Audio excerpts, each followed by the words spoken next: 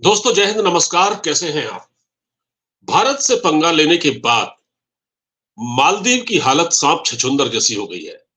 अब मालदीव दुबला हो गया है, दुबला होते जा रहा है। मालदीव के जो प्रेसिडेंट हैं मोइज़ू साहब, वो चले गए हैं चाइना।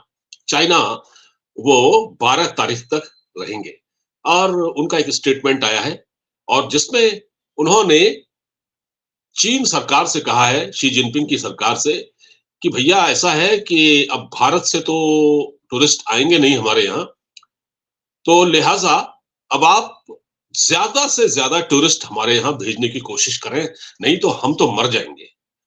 हमारा तो डूबना तय है। वैसे भी एक बार मालदीव डूबते डूबते बचा था। आपको बता दूं, जब वहां पर 26 दिसंबर 2004 को जो सुनामी आई थी, उसमें भी भारत ने मदद की थी। इस बारे में मैं आपको बात करूंगा। लेकिन मालदीव ने जिस प्रकार नमक हरामी की है भारत के साथ, एहसान फरामोशी की है, उसकी सजा मालदीव को मिल रही है। और इसीलिए अब मालदीव के प्रेसिडेंट मोहम्मद मोइजू चीन सरकार, चाइनीज सरकार के सामने गिड़गिड़ा रहे हैं कि भाई हमारी मदद करो। अब तुम्हारे कहने पर तो हमने पंगा ले लिया भारत से, अब हमें बचाओ ना, भेजो पर्यटक हमारे यहाँ। कितने भेज सकते हो? भारत से तो लाखों की तादाद में जाते थे, करीब 18-20 लाख के आसपास पर्यटक जाते थे। क्या चीन भेज देगा इतने पर्यटक? पहले नंबर पर भारत भेजता था, सबसे ज्यादा टूरिस्ट भारत के, सेकंड नंबर रशिया के जाते थे और तीसरे नंबर पर चीन के टूरिस्ट आते थे इनके यहाँ। और अब क्या होगा? जिस तरह से भारत की जो एयरलाइंस वहां बुकिंग कैंसिल हो रही है, जिस प्रकार होटल्स की बुकिंग कैंसिल हो रही है, लोग ट्विटर पर पोस्ट कर रहे हैं कि हम प्रधानमंत्री मोदी के साथ खड़े हैं, उनका अपमान बर्दाश्त नहीं किया जाएगा और सबक देना है नमक हराम मालदीव को। तो अब मैं आपको बताता हूं कि वो देश है जो भारत के टुकड़ों पर पल रहा था। भारत के भारत ने बड़ी मदद की इसकी, जब जब ये मुश्किल में आया, जब जब इसको अपनी बर्बादी दिखी, तब तब इसने भारत से मदद ली। और हैरानी की बात यह है कि दुनिया के बड़े बड़े देश जो खुद को सुपर पावर कहते हैं, ताकतवर कहते हैं, अमेरिका भी जिसमें एक है, चाइना भी जिसमें एक है, फ्रांस भी है, इंग्लैंड भी है, कोई इनकी मदद के लिए आगे नहीं आया। और आया कौन? भारत। और इसी भारत को ये लोग आंखें दिखा रहे थे। अब चीन जाके कह रहे हैं कि चीन, कोविड से पहले तो चीन हमारे मार्केट में छाया हुआ था, अब हम चाहते हैं फिर से एक बार चाइनीज हमारे यहाँ इन्वेस्ट करें और हमारे जो बाजार हैं वो चीन के सामानों से गुलजार हो जाएं। गुलजार तो खैर नहीं होंगे, चीन कब्जा कर लेगा आपके यहाँ, जिस तरह से उसने श्रीलंका में किया है, पाकिस्तान में, जिस जिबूती में, पाकिस्तान में जो चाइना ने किया है, वो मालदीव में भी कर देगा। गयू ये जो मोइजू है, ये तो भाग जाएगा कुछ समय बाद, क्योंकि यहाँ कोई, अच्छा ये बड़ी मजेदार बात कह रहा है, आने वाले 10-15 सालों में हम चाहते हैं कि जो मालदीव है वो एक मजबूत अर्थव्यवस्था के रूप में बनकर उभर आए। तुम्हारा कल का पता नहीं है यार। तुम्हारी सरकार जितनी अलोकप्रिय हो गई है, वहां जिस प्रकार से नो कॉन्फिडेंस वोट लाने की बात की जा रही है तुम्हारे खिलाफ, और सारा विपक्ष तेरे खिलाफ है, और तू कह रहा है कि हम 15 साल तक, 10-15 साल में अपनी अर्थव्यवस्था ठीक कर लेंगे। आज तक नहीं हुई। करप्ट लीडर्स पैसा ले लेके भाग गए आपके यहां से। वही हाल था जो श्रीलंका में था। तो मैं अब आपको सिलसिलेवार बताता हूं कि इस एहसान फरामोश देश पर भारत के कितने एहसान हैं, ये कितना नमक हराम निकला, जिसने भारत से मदद भी मांगी, जिन लोगों ने भारत से मदद भी मांगी और चीन के गोद में जाकर बैठ गए, इनको शर्म नहीं आई। देखिए, सिलसिलेवार बताता हूं मैं आपको। जब गयूम राष्ट्रपति थे, अब्दुल गयूम, मोमिन गयूम, ये 1988 की बात है, उनका तख्ता पलटने की कोशिश हुई, वहां कू कराने की कोशिश हुई।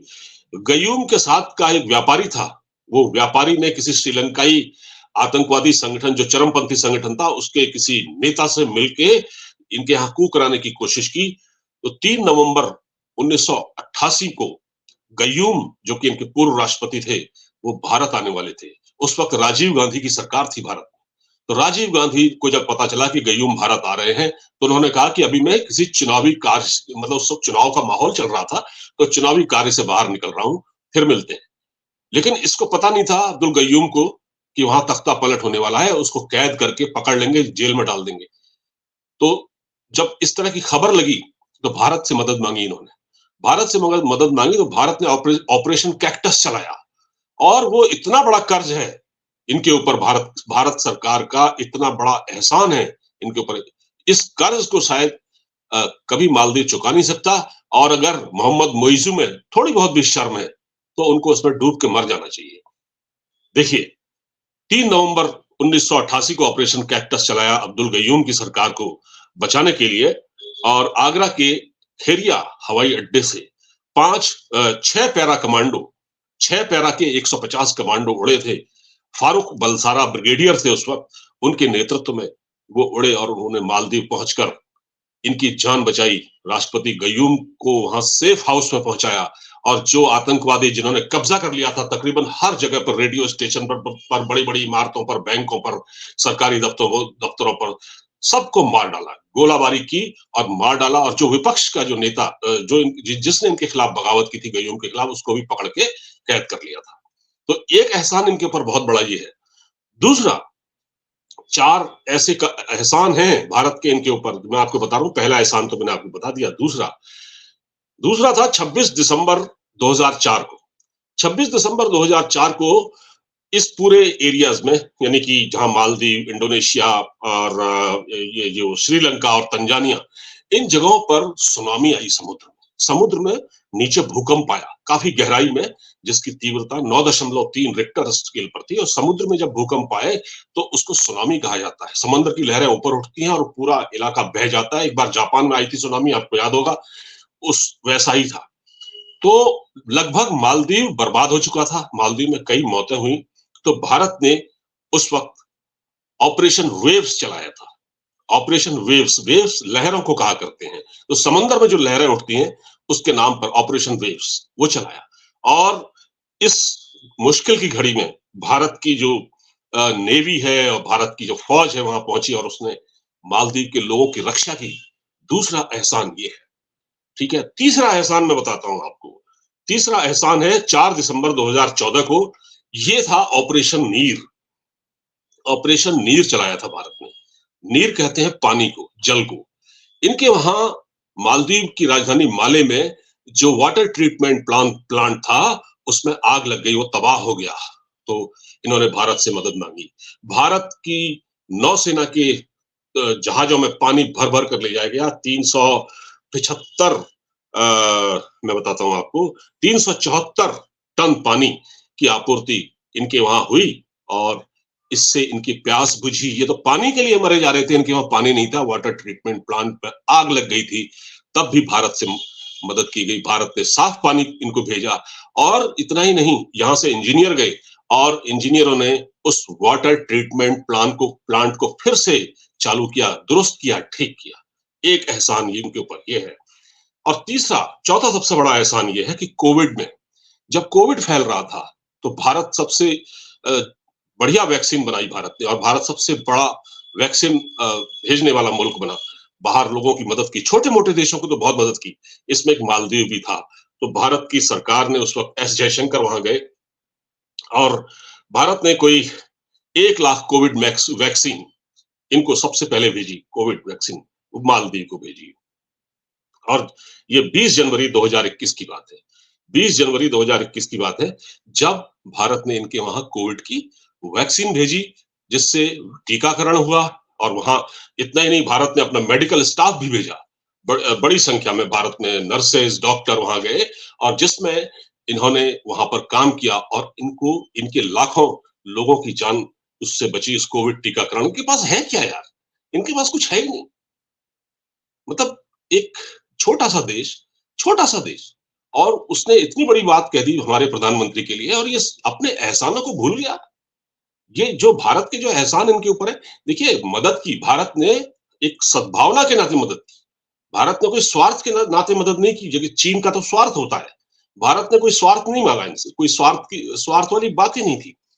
हमने तो उस टर्की को भी मदद की जो हमारा दुश्मन है। जब वहां अभी भूकंप आया था, तो यहां से डॉक्टरों की team, dog squad, nurses, doctors, इतने लोग गए और वहां जो इमारतें खंडहर में तब्दील हो गई थी उनको बचाया। और ये भारत के दुश्मनों से जाकर मिल गया।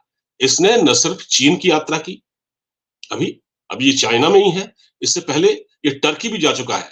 टर्की का जो एर्दोगान है ना, जो खलीफा, जो अपने बहुत बड़ा मुस्लिम वर्ल्ड का खलीफा मानता है, तन के चलता है एकदम, और जबकि उसकी अर्थव्यवस्था भी बर्बाद है। भूकंप में भारत ने बचाया उस देश को, उसको उबारा, उनके पास था क्या? तो उसके वहां ये जाके मिल गया, ये मिला है। आपने उसने, एर्दोगान ने इसको आमंत्रित किया, ये सपत्नीक वहां गए, मोहम्मद मोइजू, क्या दे देगा टर्की इनको? जो भारत ने मदद कर दी है, इस बात को मालदीव के लोग समझ रहे हैं, उनका अपोजिशन समझ रहा है, उनके लोग समझ रहे हैं। वो मानते हैं कि मालदीव के इस प्रेसिडेंट ने, इस नमक हराम प्रेसिडेंट ने बहुत बड़ी गलती की है। इसकी सजा मालदीव की को मिलनी चाहिए, मिलेगी भी। देखिए, होता क्या है कि मुंह से निकला हुआ तीर और जबान से निकला हुआ शब्द कभी वापस नहीं आते। ये 3 मिनिस्टर्स को जो इन्होंने निलंबित किया है, ये सब दिखाने के लिए किया है। जब तक मालदीव का प्रेसिडेंट सबके सामने खड़े होकर, सरकारी टेलीविजन पर खड़े होकर भारत से माफी नहीं मांगता, आम माफी नहीं मांगता, तब तक भारत को मदद नहीं करनी चाहिए। क्योंकि ये अनस्टेबल देश है, इनके वहां सरकारें आती जाती रहती हैं। ये छोटे-मोटे देश, पिट्ठू देश हैं ये दूसरे की मदद पर ये लोग पलने वाले देश हैं, इनके पास अपना कुछ होता ही नहीं है। तो इन देशों की मदद करने से पहले भारत सरकार को 10 बार सोच लेना चाहिए कि ऐसे लोगों की मदद की जाए या नहीं। हाँ, एक कंसर्न रहता है, क्योंकि वहां पर अगर भारत का प्रभाव कम होता है तो चीन वहां पर अपना प्रभाव जमाएगा। चीन ने ये सारा खेल किया है और चीन के इशारे पर ही सब कुछ हुआ है, और वो चीन में ही बैठे भी हुए हैं। तो इसको भारत को समझना पड़ेगा। फिर भारत के जो रणनीतिकार हैं, हमारी सरकार है, वो क्या स्टेप लेती है, ये आने वाला वक्त बताएगा। दोस्तों, इस वीडियो को आप जरूर देखिए, पूरा देखिए। कैसा लगा ये बताइएगा, कमेंट कीजिएगा, इसको शेयर कीजिएगा, चैनल को सब्सक्राइब कीजिएगा, और हाँ, एक लाइक का बटन है, उसे जरूर दबा दीजिएगा। नमस्कार, जय हिंद।